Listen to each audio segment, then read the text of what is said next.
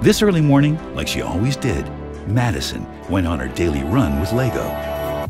She let her legs take her wherever they wanted to take her. Lego kept up as Madison ran faster and faster. She breathed in the fresh air and ran for longer than she had run before. The more she ran, the more she seemed to be breaking down invisible walls and crossing into other worlds made up of different levels of difficulty. It was like being inside a video game and trying to reach the very highest level. Madison and Lego went up mountains, through mountains that magically opened for them, and where they found themselves climbing a stairwell. They suddenly realized that there was someone running ahead and guiding them. It was Ling, but she was no longer old. She was timeless. Ling inspired Madison to push herself and climb higher until reaching a completely new level. A world full of different colors.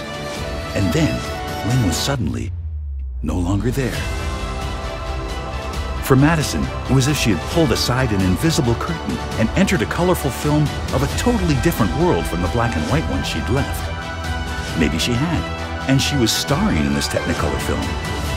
A jigsaw puzzle was literally starting to fall into place in front of her. Projected onto a river flowing in front of her were her thoughts and ideas. All the pieces somehow came together to show a film of everything she'd been documenting, and more. Watching the scenes unfold, she was also shown what had taken over the world, what was ailing it, and what had made her run away from it all. Ailing through the world was fear and a lack of positivity. Somehow, stolen from minds was inspiration, along with imagination and independent thinking.